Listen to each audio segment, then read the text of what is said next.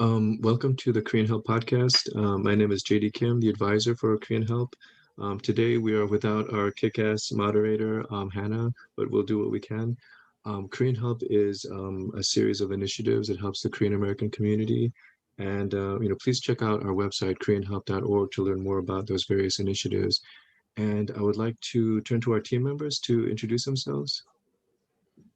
Hi, I'm Eun Oh. I'm the program coordinator for Korean Help. Hi, I'm Harold, and I'm from the networking and navigating team of Korean Help.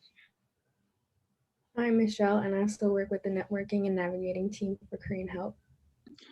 And today we have a very special guest, Director Eun Oh from the Korean Culture Center. And the Korean Culture Center has been doing an amazing job spreading Korean culture, sharing Korean culture with second generation Korean Americans and also non-Koreans.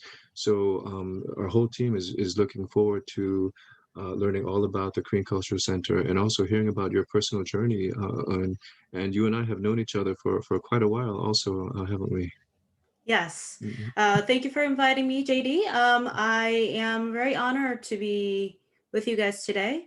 I am, as JD has introduced, I'm with the Korean Culture Center of New York in Manhattan currently as a program director, program manager at this point, overseeing the language department and the cultural department. Great to be here with you guys today. Yeah, thank you so much for joining us, for taking the time to do this. Yeah.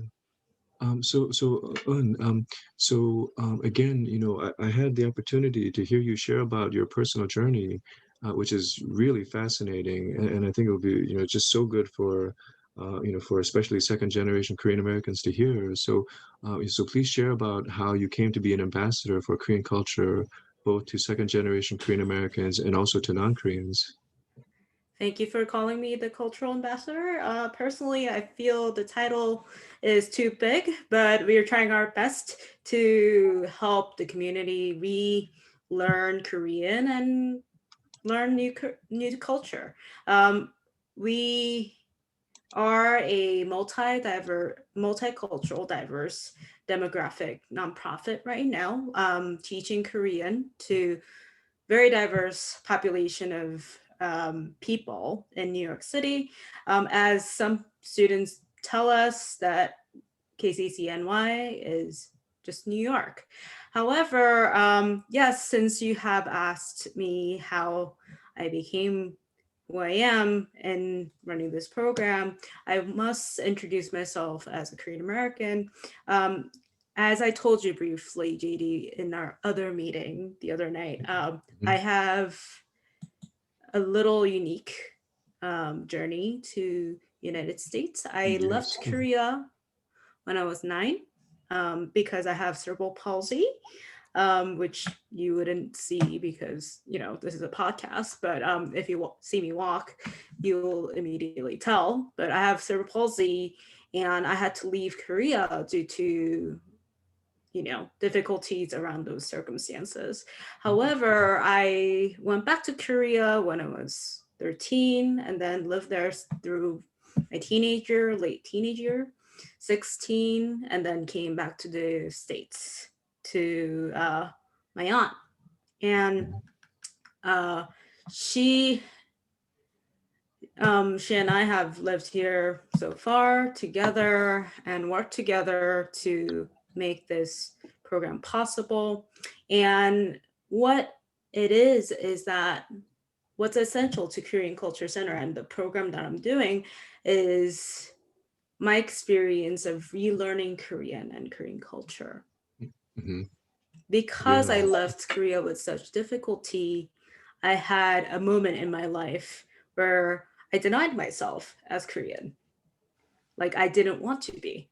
I just left, and think that's it. That's it. I, I But think many second generation can identify with that. Yeah. mhm. And I really had difficulty reconnecting myself to my identity as Korean.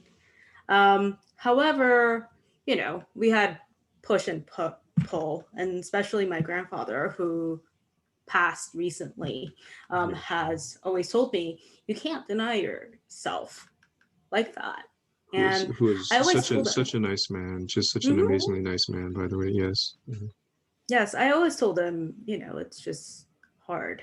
And through my going back, which wasn't so pleasant for me in my perspective, I had to relearn Korean, and I gradually started to regain myself in terms of Korean identity. And because I speak Korean now, I feel like that's what makes me Korean, the Yeah, non-Korean. yeah, amazing. Yeah. So I just want to share my experience with other people. And I believe other Korean Americans will also benefit from learning Korean and learning the culture. Definitely. Yeah. Yeah. So as someone with that kind of experience, what part of Korean culture do you feel the most strongly about? Well, my strongest forte, I guess, is language. Korean language is so beautiful. It's very systematic, very Yeah. neat. It has reasons behind it from what I see. And I try to teach language to other, English speakers in a way that you will actually understand what's going on with this language. And I think that's very neat of Korean, as I always call it. It's not like English in Yeah. some ways. Yeah, so like you said, like you felt like a little disconnected at one point from Korean culture. So like Mhm. in your experience, you like maybe detail like why you would like think it's important for the next generation to learn about Korean culture. So to recap, you want me to talk about why I feel like the next generation has to connect back to Korean, correct? Yes. It's a good question. And I think it's about knowing who you are, right? As I just shared with you, my grandfather always said, you cannot just deny who you are. And I think it hits hard to the core, actually, of who we serve as Korean Americans. We're ultimately serving the Koreans and Korean Americans. We're somewhere in the middle. However, we need to understand both parties, right? All of you here are Korean Americans, right?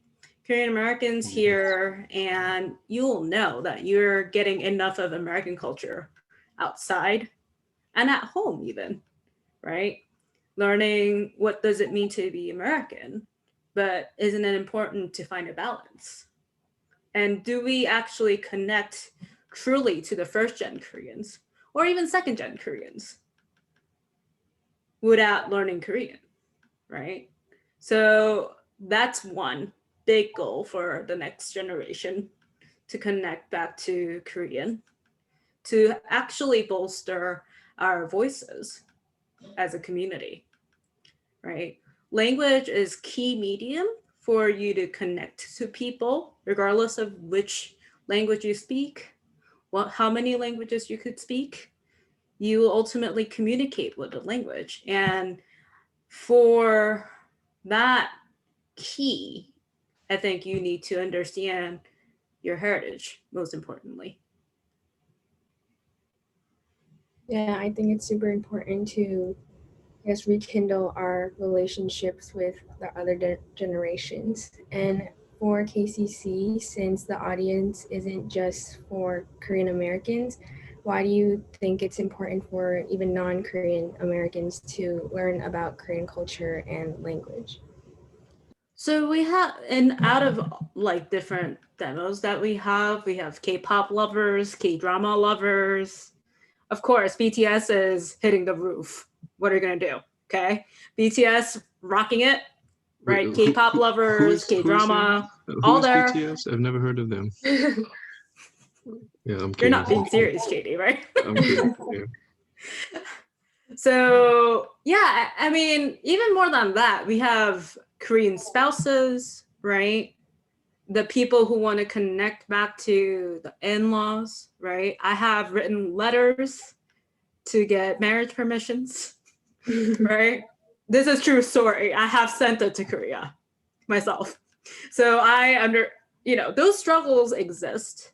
And I think even if you're non-Korean, ultimately we're a human being and we're one big culture. And actually we need to always focus on the fact that we always live together. Specifically Korea, who has owed a lot since Korean America, who has owed a lot from Korean War.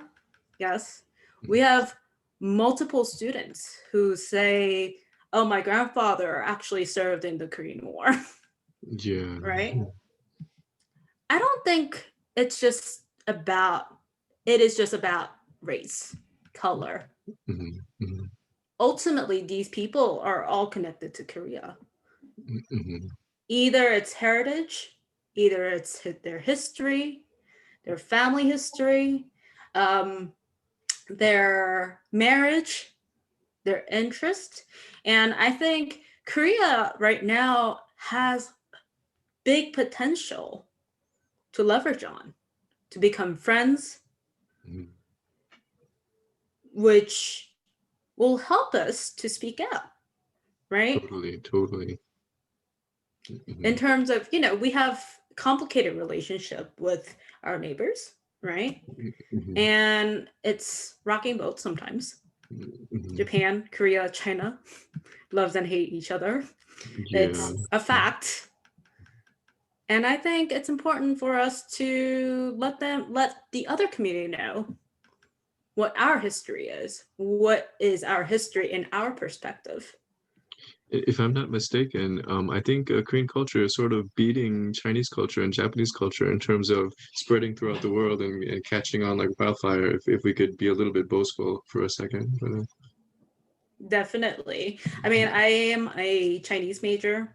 I did ECU studies with Chinese language focus. So I am personally very close to the Chinese community as well. But many Chinese students want to learn Korean because of Yeah. their love for K-pop, Mhm. K-dramas, and they Mhm. would just want to learn Korean sometimes. Yeah, for sure. So, you have an amazing personal journey, and I definitely think the term ambassador is you fit that term very, very well. Just, the different thoughts you have is, deep kind of philosophical underpinnings about sharing Korean culture. So thank you for that. And could you also, please share about the different programs you have at the Korean Culture Center and the amazing work you guys do? Thank you very much. So because of COVID, we haven't been able to convene in person. So we've Yeah. been meeting online. We have been meeting online for 2020 and extending to 2021. But right now we offer Korean courses from very basic. You don't have to know how to read to start. We start from reading the alphabet to newspaper reading at this point. We have in total starter, 4 basic, 3 semesters of intermediate, intensive intermediate, and intensive advanced. So we have various levels of grammar. And on top of that, we have conversation courses, which focuses specifically on conversation. And we right now offer not only the group classes that I just listed, we offer private tutoring as well. Specifically for Korean Americans, since you guys are all here, we offer private tutoring for Korean Americans for those who have specific need for their jobs, such as lawyers, Mhm. finances, and other professional jobs. We will focus on specific news in Korean. So you learn the terms, professional terms. So that's one thing that we want to do, expand furthermore into business Korean. Those classes are offered in small group classes now, but we are hoping to expand that furthermore into a group class. And in end of 2020, 2021 now. We are trying to launch other programs such as like writing program or reading program so we could interact more with the language. And 2021, I might travel to Korea. Well, not might, planning to travel to Korea to do a documentary series on Korean identity. It's going to take, hopefully by end of April, I am in quarantine in Korea, but it's somewhat inevitable because we want to grab certain scenes from certain ceremonies. So like, hopefully we'll get there in time. And you already do documentary screenings, right? Or before Yes. the pandemic you did, right? Yes, we hold multiple screening and culture activities. So every year we've been hosting Chuseok Festival. You guys know what Chuseok is, right? And Lunar New Year Tteokguk Festival at our center, which is currently on 32nd Street. And we've been holding monthly jazz night to facilitate Korean communities coming closer to the Western communities as well. Yeah, we so far did a couple of documentaries. We actually did Okinawa documentary screening, which was about Japanese Okinawa dilemma. And we watched horror movies, Korean horror movies, and had Halloween parties at the center too. So we are having Christmas parties, not only Korean holidays, but we've been having multiple multi-ethnic party whenever possible. But because of COVID, it's all halted right now. And we had K-pop classes as well, but that's halted as well.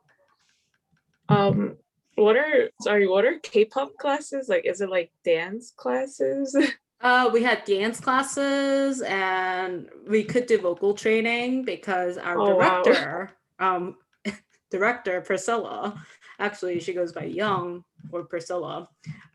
She's a classical singing major and she did conducting and she actually specializes in vocal training herself.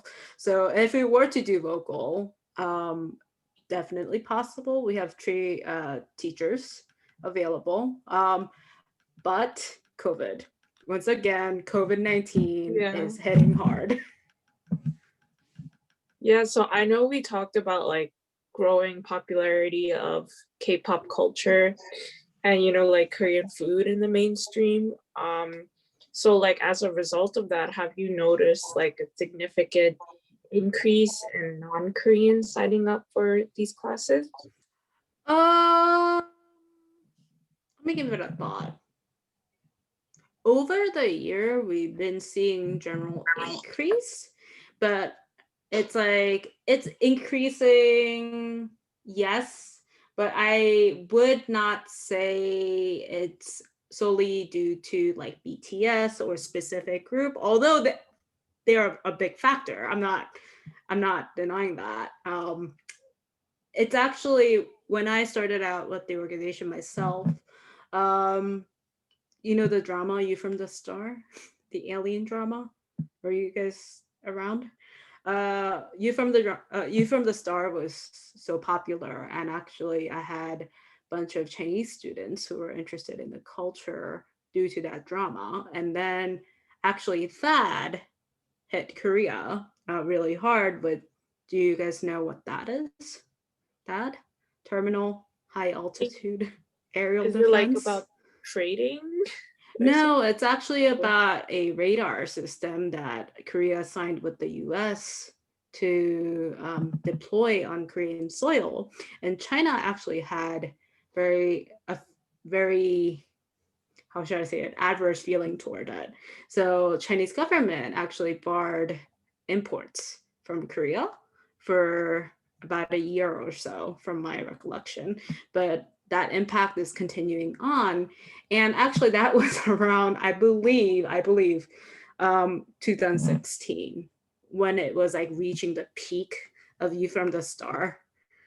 like height, it was just like cold. So like I actually saw like a decline in Chinese population, and then I was like really worried. So what's happening? And actually BTS made up for that gap.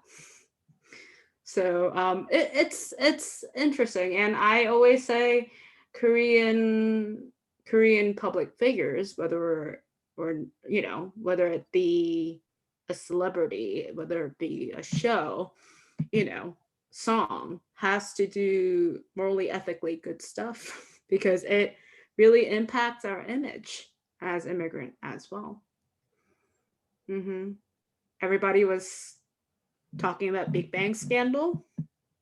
Not everyone was happy. It killed what, 4 groups in total. Everybody was having their own time about their own K-pop star.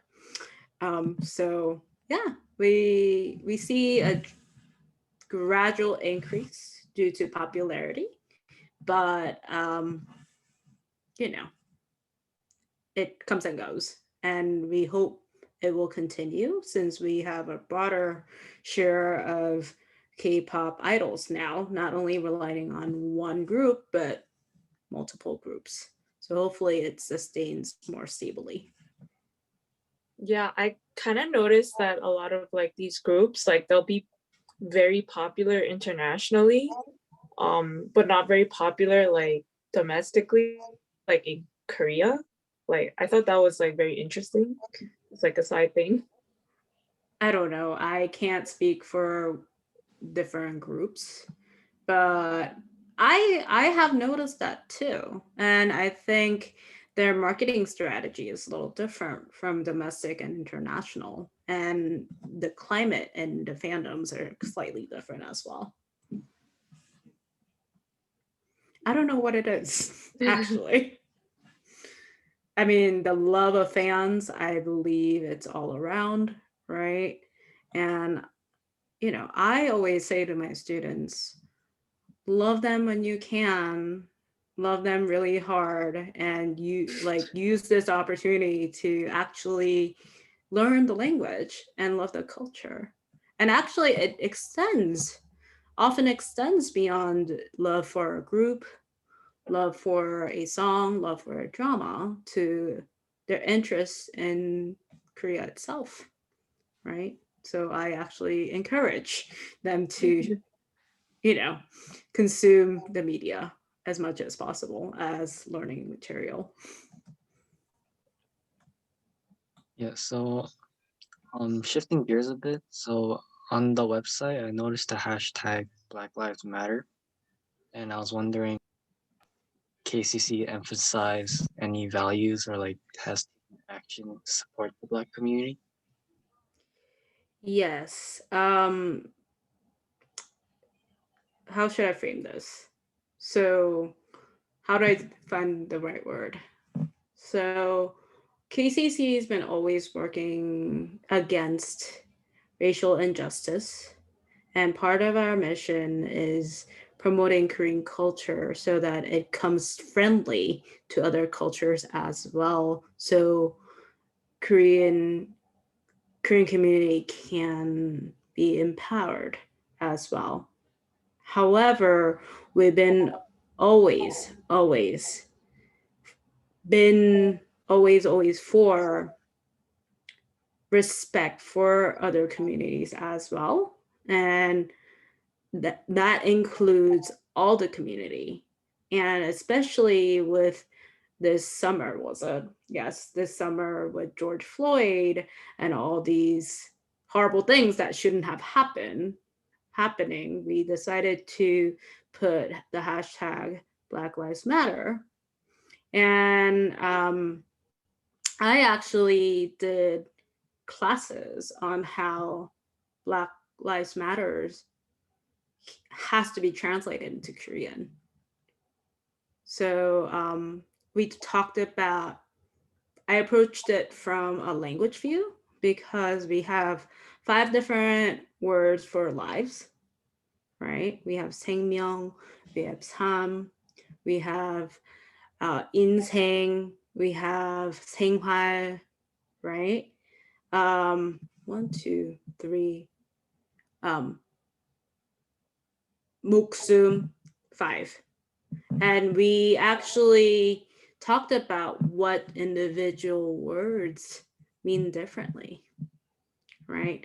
And I actually work as a translator time to time, and I do usually hold a strong view on how things have to be translated, right? And I had to share my views in class, and we talked about how Korean community is responding to the crisis at the time when various places there were protests, and many of my students participated in the protest as well, to be on the spot, right? And we had very much of a time that I spent with the whole class about the incidents and how actually what that means to Korean community as well. Although my voice